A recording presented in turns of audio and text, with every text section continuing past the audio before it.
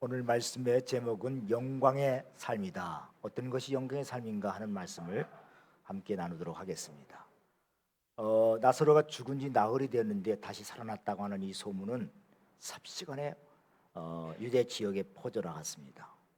당시 유대 백성들은, 이스라엘 백성들은 로마의 폭정에 시달리고 있었기 때문에 하루빨리 이 폭정에서 해방시켜줄 메시아를 갈망하고 있던 그런 시기입니다.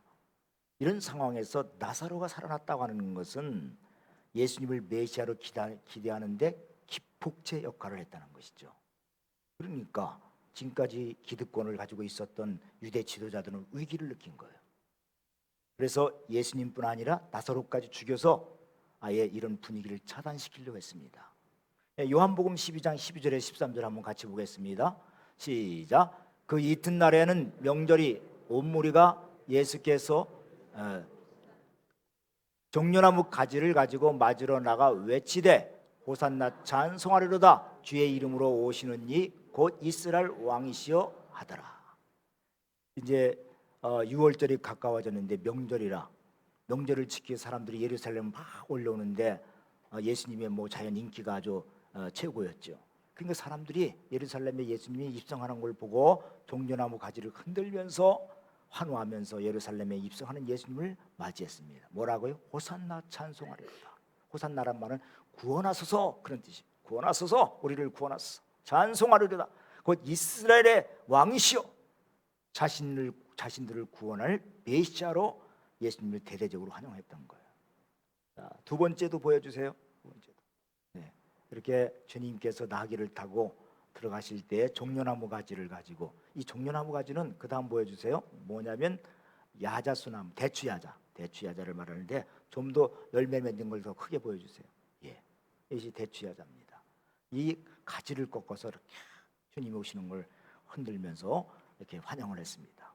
그동안 예수님께서는 자신의 신분을 공적으로 드러내지 않았고 제자들이 예수님에 대해서 뭐라고 하면 말렸어요. 드러내지 못하도록. 근데 예수님께서 나귀를 타고 입성하신 건 뭐냐? 이제는 자신이 세상을 구원하기 위해서 메시아로 오셨다는 걸 공적으로 선언한 거예요. 군중들은 종려나무 가지를 흔들면서 환호를 했습니다. 이 종려나무 가지는 대추야자를 말하는 건데 이스라엘의 부활과 승리를 상징했어요. 마치 우리나라의 무궁화꽃이 우리나라를 상징하듯이 그런 것이었어요. 부활과 승리를 상징하는 거였어요. 그렇기 때문에 로마의 압제에서 하루빨리 우리를 구원하게 해달라는 압제의 항거하는 민족주의를 나타내는 나무가 바로 이 종려나무였습니다. 우리나라가 일제 말기 때 막 일제 시대 때 우리나라 백성들이 태극기를 흔들면서 대한독립 만세 흔드는 것처럼 이스라엘 백성들은 국기 대신에 이 종려나무 가지를 가지고 흔들었던 거예요. 유대인의 역사가 요세푸스에 의하면은 이 당시에 6월절 절기를 지키기 위해서 예루살렘에 모였던 사람들이 약 270만 정도가 된답니다. 270만 정도가 모였는데 이렇게 이스라엘 백성들 6월절을 적극적으로 지키게 된 이유는 물론 율법의 명령도 있지만, 그러나 이스라엘 백성들이 지금 로마 식민지 지배에서 벗어나고자 하는 이 백성들의 열망이 그만큼 컸다는 얘기예요. 그래서 예수님을 어떤 분으로 정치적인 메시아로다가 그렇게 그들은 환영을 했던 거예요. 근데 예수님께서는 정치적인 메시아로 오신 분이 아니잖아요. 예수님이 오신 목적은 죄의 노예에서 고통당하고 있는 모든 인류를 어떻게 해요? 해방시키기 위해서. 그래서 이 땅에 오신 것입니다. 그래서 예수님께서 우리를 노예에서 해방시키고 우리에게 평화를 주고 우리에게, 인류에게 평화를 주기 위해서 온 평화의 왕이라고 하는 걸 표시한 것이 뭐냐? 바로 어린 나귀를 타고 입성하신 거예요.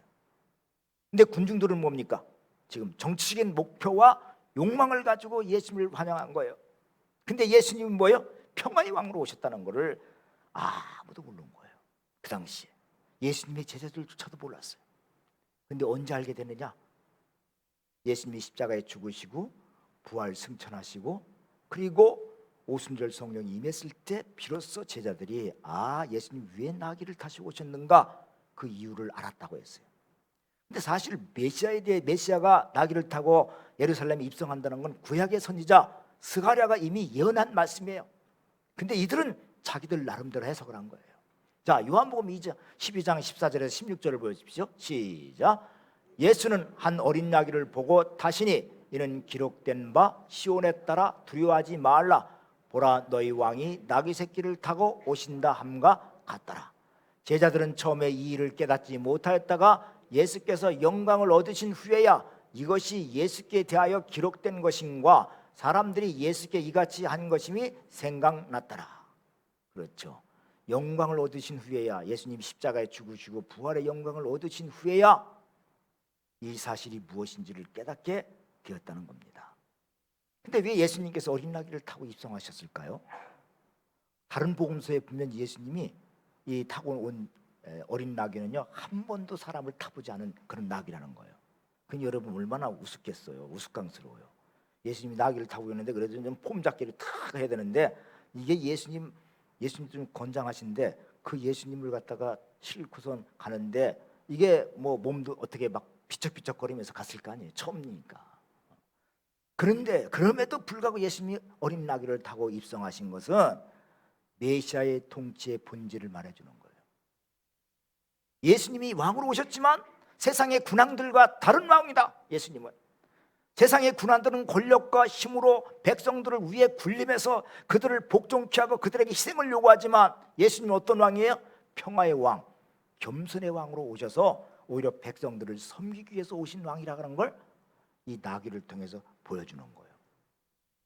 이거를 메타포라고 해요. 메타포, 원유라고 하는데, 그래서 그 당시에 이제 크고 힘 있는 군마를 타지 아니하시고 예수님이 어린 나귀를 타고 오신 거, 어린 나귀는 경험도 없습니다. 힘도 없습니다. 그러나 이건 뭘 말하느냐? 평화와 섬김과 겸손과 포용력을 나타내는 동물, 이걸 메타포라고 그래요. 가끔 정치인들이 자기는 평화를 뭐 나타낸다고 해서 어린 나귀를 이렇게 보여주고 하지 않습니까? 어린 나귀. 그런 것처럼 이 어린 나귀는 바로 겸손의 왕, 섬김의 왕을 뜻하는 것이었어요. 이렇게 예수님을 환영하고 막 떠들썩한데 다른 한편에서는 이 상황을 지켜보면서 못마땅하게 지켜보는 사람들이 있었으니 그 사람 누구예요?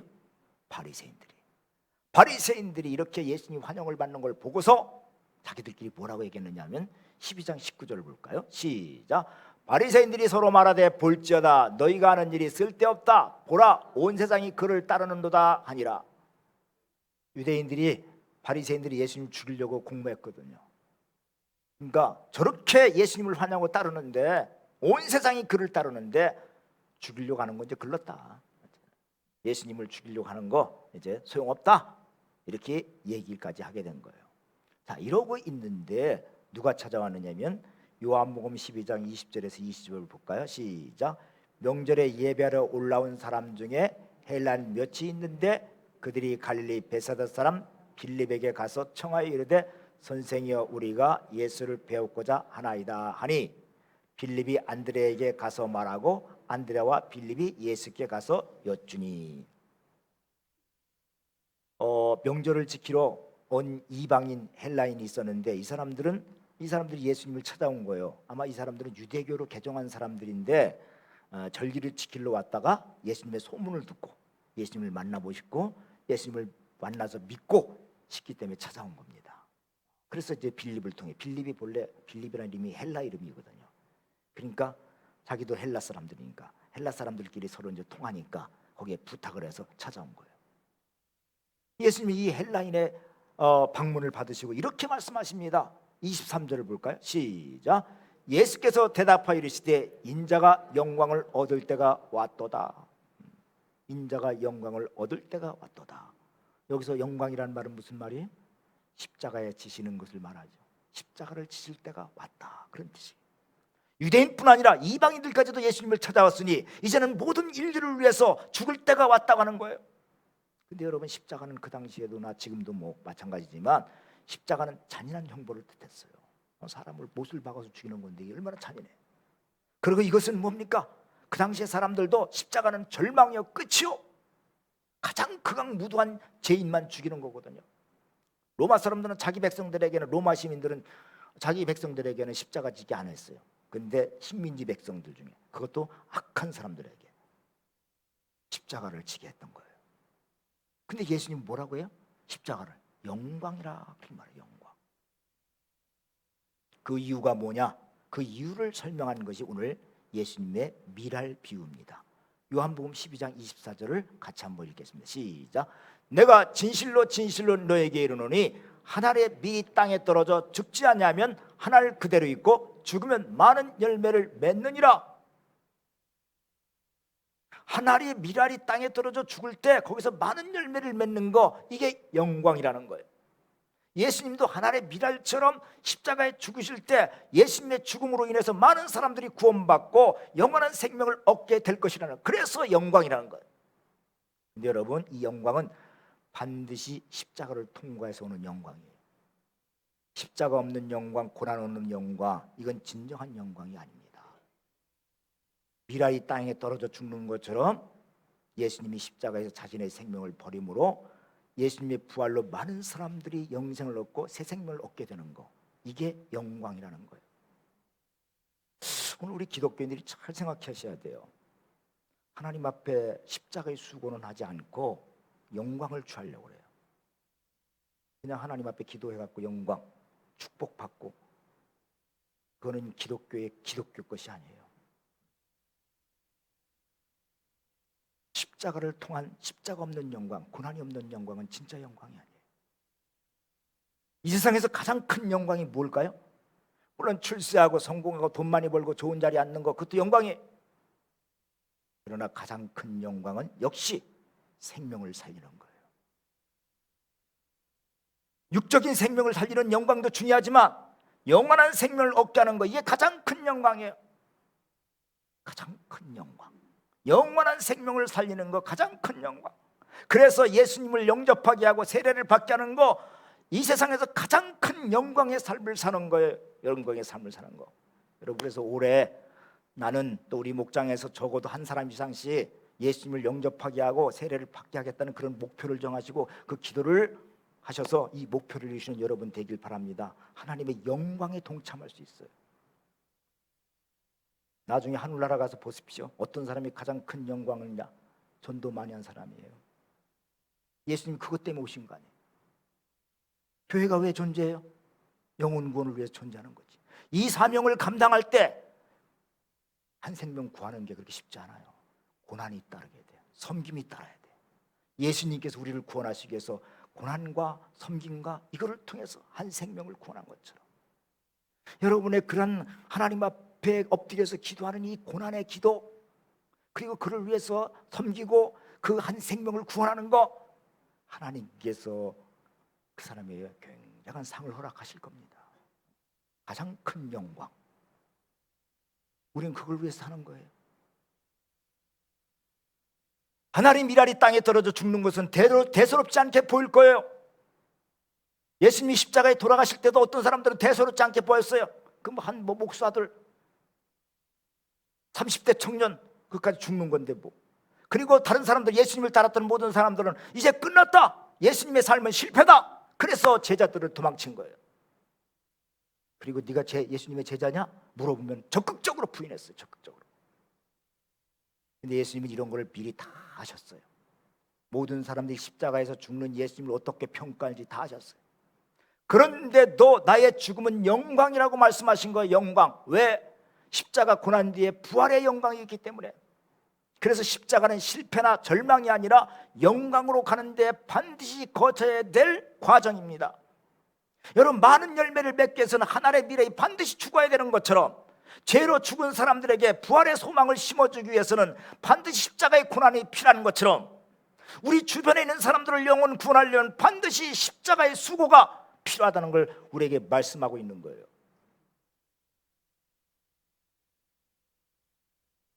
근데 예수님께서 십자가를 통해서 우리에게 고난 뒤의 영광을 바라보는 삶의 법칙을 말씀하신 거예요. 가르쳐 주신 거예요. 고난 뒤의 영광을 바라보는 삶의 법칙이 무엇인가요? 12장 25절에서 26절 한번 볼까요? 시작. 자기의 생명을 사랑하는 자는 잃어버릴 것이요, 이 세상에서 자기의 생명을 미워하는 자는 영생하도록 보존하리라. 사람이 나를 섬기려면 나를 따르라. 나 있는 곳에 나를 섬기는 자도 거기 있으리니 사람이 나를 섬기면 내 아버지께서 그를 귀히 여기시리라. 자기 생명을 사랑하는 자는 잃게 되고 자기 생명을 미워하는 자는 영원히 얻게 될 것이다. 자기 생명을 미워한다는 얘기가 뭐예요? 하늘이 미리 땅에 떨어져 죽는 것처럼 먼저 자기 자아를 십자가에 못 박는 것을 말합니다. 그것을 죽었다고 인정하는 거예요. 예수님께서 십자가에 지시기 전에 제일 먼저 한 일이 뭐예요? 겟세마네 동산에서 고민하시면서 먼저 기도하시면서 겟세마네 동산에서 뭐 하셨어요? 자신의 뜻과 자신의 생각, 자아를 먼저 못 박았어요. 그리고 골고다 언덕까지 친히 걸어가셔서 십자가에 못 박히셨어요. 그렇자 하나님께서 어떻게 했어요? 3일 만에 예수님을 부활시켰어요. 이처럼 여러분, 신앙생활하는 사람이 할 일과 하나님이 하실 일이 정해져 있어요. 우리가 주님을 따르기 위해서 먼저 내가 할 일, 사람이 할 일이 뭐냐? 내 생각과 내 뜻과 내 안전과 내 평안과 내 행복과 내 기분, 이걸 겟세마네 동산은 나의 겟세마네 동산이 필요하다는 거예요. 나의 겟세마네 동산에서 기도하며 못 박는 작업이 필요한 거예요. 그러면 하나님이 어떻게 역사하시느냐? 하나님의 꿈이 나의 비전이 되게 하시고, 예수님의 성품이 나의 인격이 되게 하시고, 성령님의 권능이 나의 비전이 되게 하시고, 이런 역사를 일으키신다는 거예요. 내가 할 일은 뭐요? 나의 겟세마네 동산이 필요해요. 거기서 자신의 뜻과 자신의 생각과 내 안전과 나를 위한 것, 십자가에 못 박을 때 하나님이 하시는 일은 뭐냐? 하나님의 꿈이 나의 비전이 되게 만들어요. 예수님의 성품이 나의 인격이 되게 하시고, 성령님의 권능이 나의 능력이 되게 하신단 말이에요. 이것은 하나님이 하시는 일이에요. 이게 영광의 삶이에요. 얼마 전에 목동에서 일가족이 목숨을 끊었어요. 한의사 부부가. 그것도 다 한의대를 나와서 두 부부가. 남편은 35세, 여자는 42세, 7살 위야. 이 사람들이 의사가 되기까지 얼마나 노력하고 열심히 살았겠어요. 왜 죽었는지 자세히 나와 있지 않지만 신문 기사로 짐작하건대 부부가 성공을 바라보고 병원을 개업한 것 같아요. 여러분, 병원 개업하는데 뭐 돈이 한두 푼 들어가는 거 아니잖아. 그때 얻었던 부채를 감당하지 못해서 극단적인 선택을 한 것 같아요. 남편은 자살했고, 남편이 아마 그 침대에 2명이 자녀가 있었거든요. 5달만 아들, 또 한돌 지난 딸, 그리고 부인이 이렇게 침대에 누워 있는데 목을 이렇게 조여서 죽인 것 같아요. 그리고 자기는 뛰어내리고. 그럼 한의대까지 나왔으면 이 사람들 성공한 사람들 아니에요? 우리는 그래요. 우리는 성공을 위해서, 남들이 보라는 듯이 살게 하기 위해서, 남들에게 뒤지지 않기 위해서 살아보려고 애쓰고 있어요. 그리고 나뿐 아니라 우리 자식들에게도 공부를 강조하고 좀 더 좋은 대학, 안정된 직장 다니기를 바랍니다. 사람이라면 누구나 간절히 원하는 일이고, 이건 자연스러운 일이고, 또 우리는 그렇게 되기 위해서 힘쓰고 애써야 됩니다. 그러나 나를 가만히 한번 들여다보십시오. 이 당연하고 자연스러운 인간의 삶이지만 성공을 내 삶의 목표로 삼고 산다는 거, 그리고 그 성공이 나의 행복을 보장해 줄 것이라고 생각하는 것은 큰 착각이라는 것이죠. 그것은 마치 관역에서 화살이 빗나가는 것처럼 내 삶이 지금 빗나가고 있다는 거예요. 적어도 예수를 믿는 그리스도인이여 영적인 사람이라면 이 내 영적인 센서를 민감하게 작동하여서 주님이 원하시는 삶을 살고 있는가, 나 자신을 늘 점검해 봐야 돼요. 그럼 우리도 세상 사람들하고 똑같이 가요. 세상의 성공이 나의 성공이야. 그런데 그게 우리에게 행복을 갖다 주나요? 우리가 열심히 살아야긴 하지만 세상의 성공이 우리의 목표는 아니에요. 그것이 우리의 행복을 보장하지도 않아요. 근데 우리는 그렇게, 이게 영적인 센서가 민감하지 못하면 우리도 그게 세상 사람들이 추구하는 것이 우리의 행복을 보장해 줄 것 같고, 세상 사람들이 사는 것이 그게 맞는 것 같단 말이죠. 우리가 깨어있는다고 하는 것은 그런 걸 분별할 수 있는 능력을 갖는 거예요.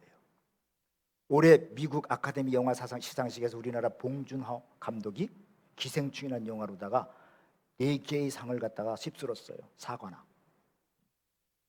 작품상, 감독상, 각본상, 국제 장편 영화상. 아주 뭐 사람들이 축하하는 분위기인데 저 보세요. 4개를. 근데 그 내용을 보니까 뭐냐, 내용. 보신 분들이 작년에 5월 달에 개봉한 거더라고. 5월 말에 개봉. 한 건데 여기에 문제 기택이라는 사람이 나와요. 그 다시 가족을 좀 보여주세요. 가족. 두 사람들이 이제 송강호 씨가 이제 가장이고 아들, 딸, 자기 부인하고 네 식구가 사는데 이 사람들이 다 백수들이에요. 그래서 집도 가난하니까 비가 오면 집안에 빗물이 들어오고 막 잠기는 그런 반지하에 살고 있는 거예요. 매일 피자 박스 있잖아요. 피자 박스를 접어갖고 이거 주고서 생계를 이어가는 그런 별 볼일 없는 집안이죠. 그 다음 보여주세요. 3번도 보여주세요. 저 뭐 하는 줄 아세요?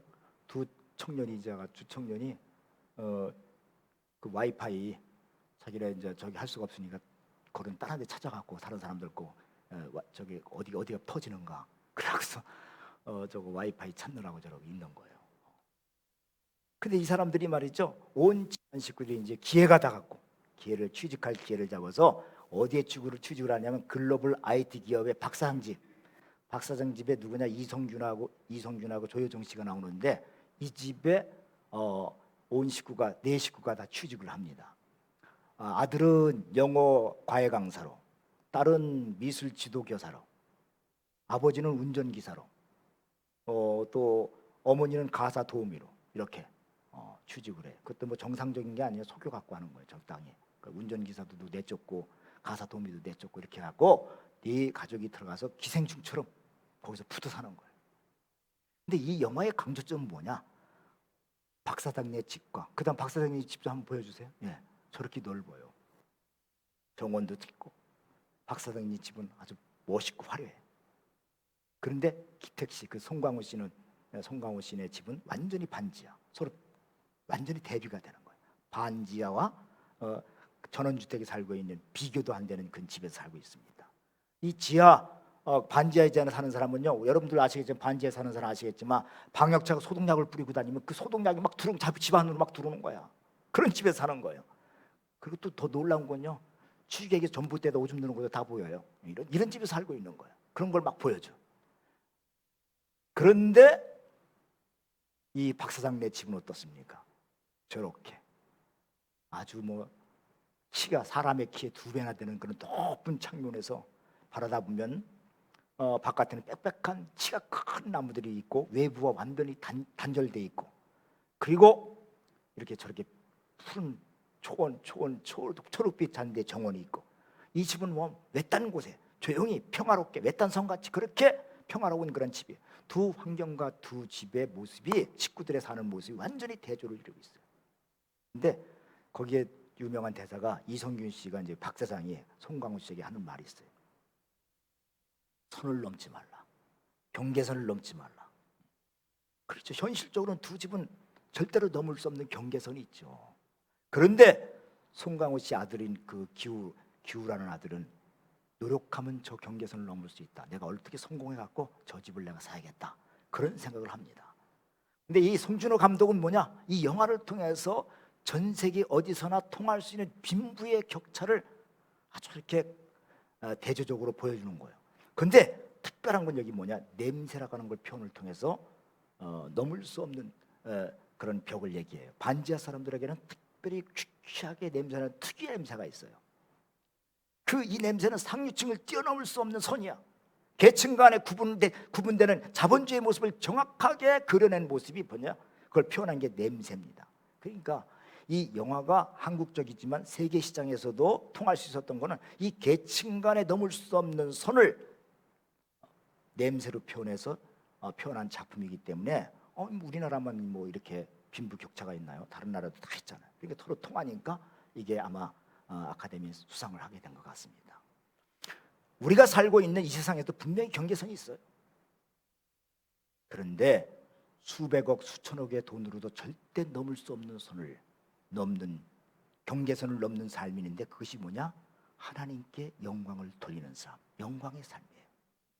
성경은 말씀합니다. 내가 그리스도와 함께 십자가에 못 박혔나니 그런즉 이제는 내가 사는 것이 아니 오직 내 안에 그리스도께서 사는 것이라. 내 안에 그리스도가 사는 삶이 바로 경계선을 넘는 삶이에요. 우리는 이 세상과 저 세상 경계선을 넘는 삶. 어떤 사람이 성공한 사람이에요?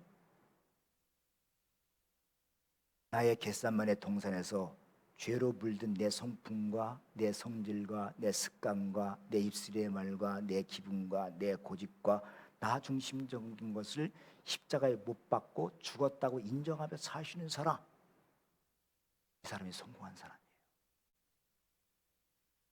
이건 돈으로도 바꿀 수가 없어요. 성령이 그때 나를 통해서 역사하십니다. 그래서 성공적인 삶을 사는 비결은 뭐냐? 내 안에 죄의 속성과 연약함이 나타날 때마다 나는 예수와 함께 죽었다, 십자가에 죽었다, 못 박혔다 선포하고 인정하는 삶을 사는 거, 이건 내가 할 일이에요. 내가 할 일.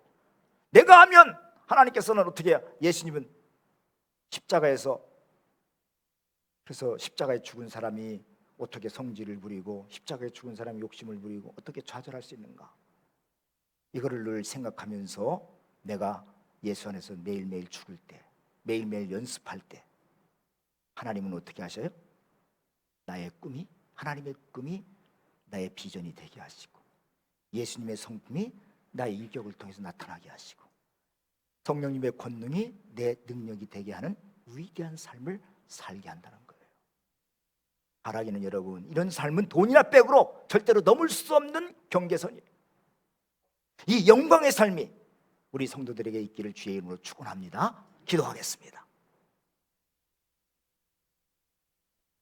하늘의 밀로 십자가에서 죽으시고 부활하심으로 많은 사람들에게 영생을 선물로 주신 예수님, 감사합니다.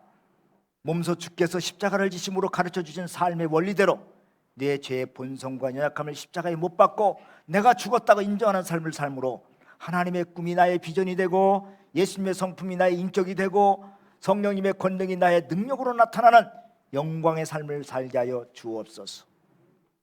귀한 예물을 드린 사랑하는 성도들 한 분 한 분에게 성령의 충만함으로 함께 하셔서 내가 죽음으로 신비한 능력을 체험하는 영광의 삶을 살게 하여 주옵소서. 예수님의 이름으로 기도드리옵나이다. 아멘.